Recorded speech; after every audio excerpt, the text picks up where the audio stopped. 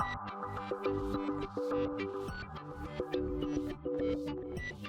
and welcome to my PlayHouse. And today I have a Dodgy hard drive here. It's an HP Enterprise drive.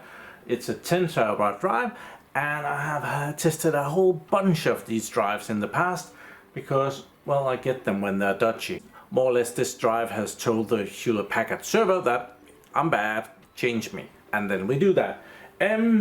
I have this machine here, which I in a previous video installed Linux on.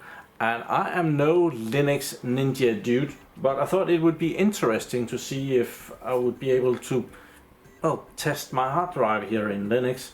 I have a very simple and easy way to do this in Windows that very clearly and fast show me if this drive would be worth spending any time whatsoever on. And yeah, I'm curious on what can I do in Linux. And I'm sure there's a lot of Linux people out there, and give me your good suggestions in the comments below on what I should have done. I'm gonna try some stuff here, and then I'll take your suggestions in the comments below and hear what you have to say. Please make it short. So yeah, I need to power this on. In the previous video I changed the RAID controller. I really installed Linux on this to reconfigure an HBA in here. You might have seen that video. And then I put another HBA in, which is connected to the 6 drives in front of the server here. At the moment there is no drives in here, and what I usually do is I just slide the drive in here and it will connect to the back. There, it's connected. We'll not connect it to start with because I also need to check if Linux finds that RAID controller in there. So we're gonna start there. I need to power this up first though. It's gonna be noisy again in this video. Wait for it, it is gonna be noisy. Oh yeah, if anyone needs some trays like this for Hewlett-Packard servers, for the model, I think this is model 9 and 10, 3.5 inches. I have some of those in my little shop, links in the description. Okay, we apparently need to turn it on.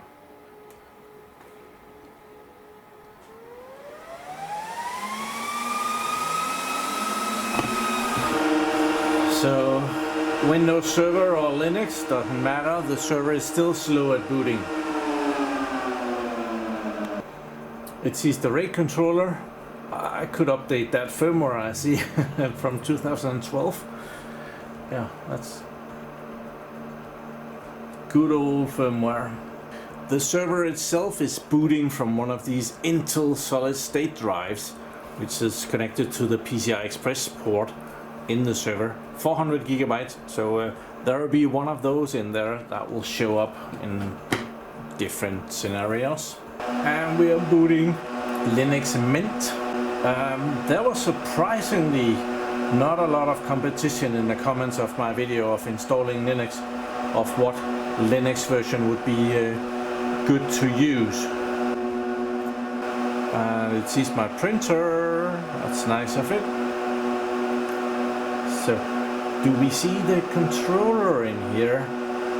Okay, we need this thing.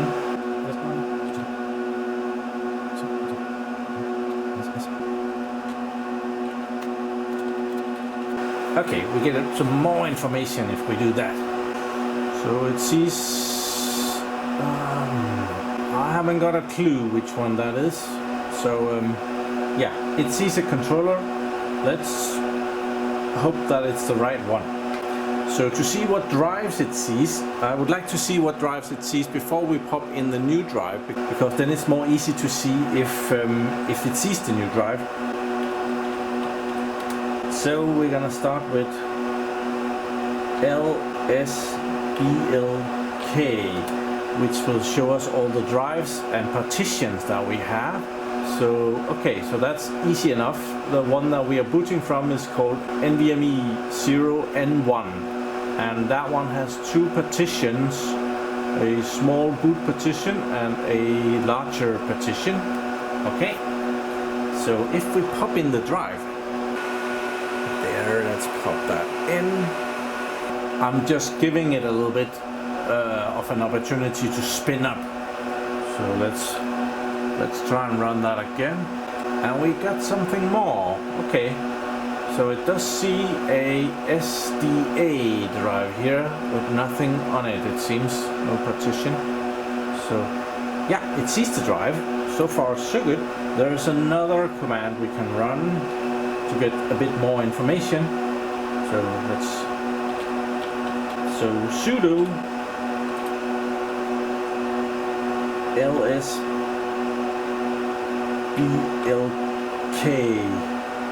with an F is not a valid command though, because there needs to be a space there. And I still have fucked it up. How did I do that? Ninja hacker! Totally newbie. So we get some more information here. For the Linux we get the disk name here, which is nice to have, and then we get the UUID of the drive, which we might need for something. Funny enough, we don't get it from that drive, we only get it from the NVMe drive, and it also gives us some percentage out here. I don't know if that's... I think we can go bigger here. That makes it easier to see and read. Very nice. Okay. I don't know if we need that information right now, but we need something to be able to see all of this. So I have heard of a thing that I should try and install. I'll type that in. Okay, I have typed that very long command in. So let's see if I type that right. I did not. Okay, let's try that again. There were some unneeded spaces. There we are. Reading package and doing stuff. And installing stuff. Done. Okay, I did not get the installer that I was expecting.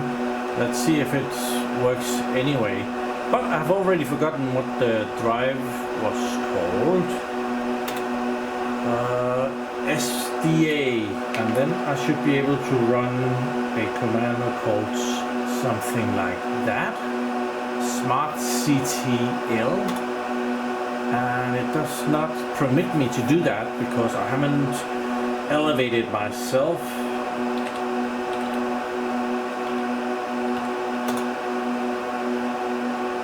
Did that do anything? Yeah, I became root. Wait a minute.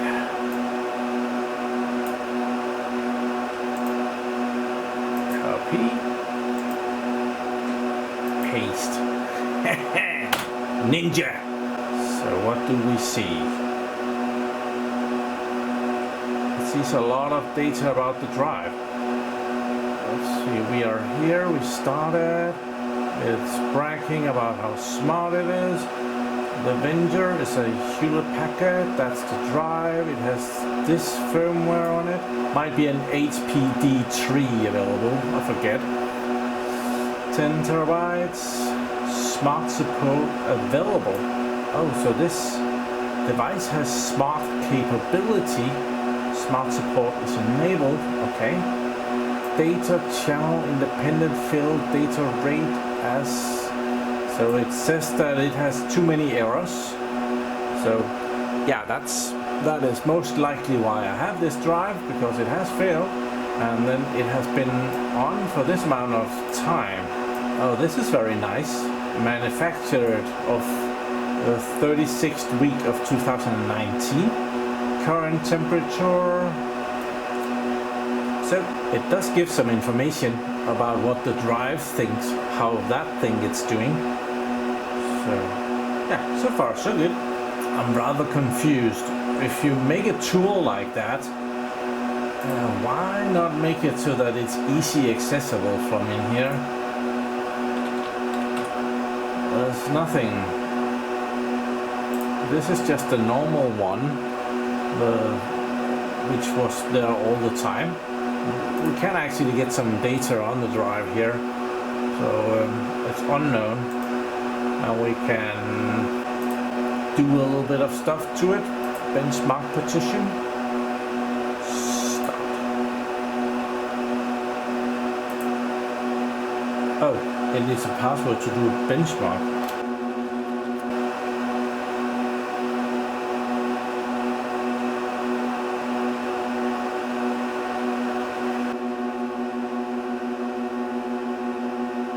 Okay. Looking at this, it's not actually that bad. I don't like this one. Can we number of samples? Let's increase that to 200. And sample size in megabits. Let's just do 20. And start.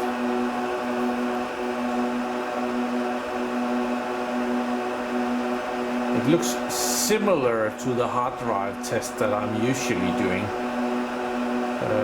but that is in Windows.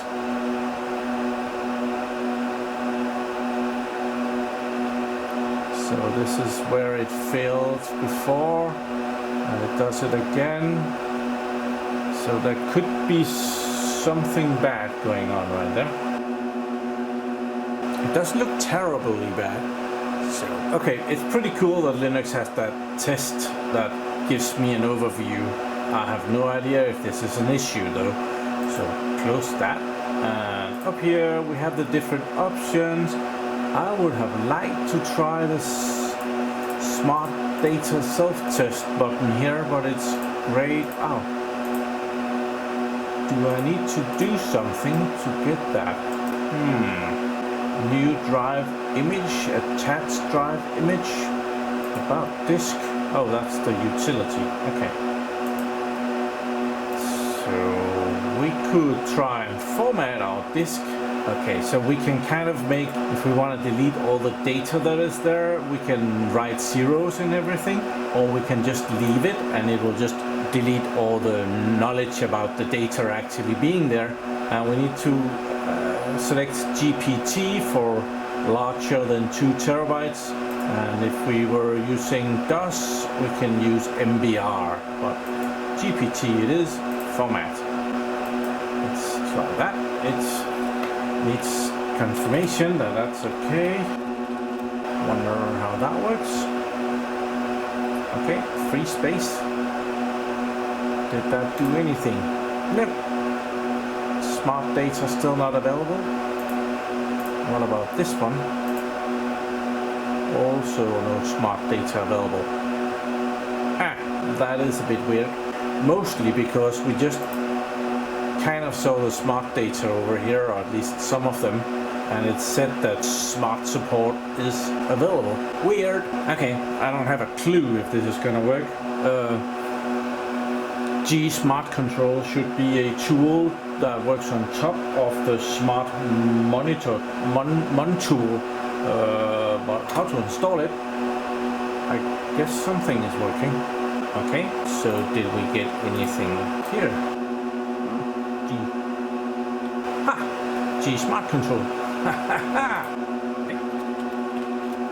Okay, we install a program. So this program should use the other program. So what does this do?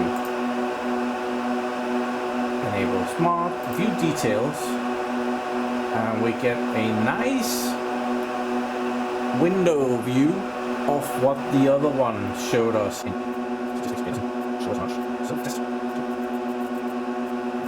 There's not a lot we can do here. It gives us some general information. Attributes, nothing. Statistics, nothing. Advanced, nothing. Not gonna lie, disappointed. Okay, let's try and see if we can install another program. Datacenter. I don't know. Oh, it works. Unable to locate package. Oh, it didn't work. Okay, someone was using this online. Vget apparently gets it from the internet. So let's see. No, was not found. Okay, I need to go digging then. Oh, it's the command that it didn't find. So I had made a big W, a capital letter. So that's without capital letter. It's better. Now it's connected and it didn't find the file. So yeah, okay. So now I need to dig up the file because this is uphill. Okay, I printed out where I need to go.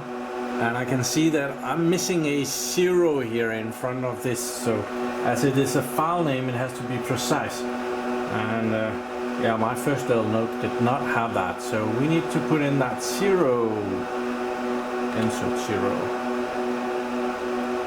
Let's see if we got something. So it has installed something. Okay, so wget only gets the file from the internet. It doesn't install it or extract it. That was a zip file. Alright. Oh, so we should be able to use that command again and steal the start of it from here and then gunzip that file. Does that work? Apparently I do not have gunzip. Could be because I've used a large G again. G, I'm good at that. Apparently it did that. Okay, and we should be able to move that thingy. Let's steal that and then MV. Move and to the bin directory. No such directory. Oh, wait a minute. I don't think this is a GZ file anymore. I think that might be it. There. Let's see. Yes. I tried to do it with sudo. It should. I am already root, but yeah, I forgot to remove that. So let's see if it's there now.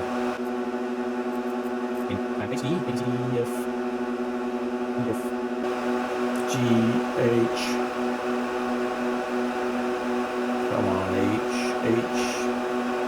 HD. It's there. Cool. And now we are using some commands that I have no idea what does. I am sure every Linux dude in the house is gonna tell me in the comments. I should. Oh, no.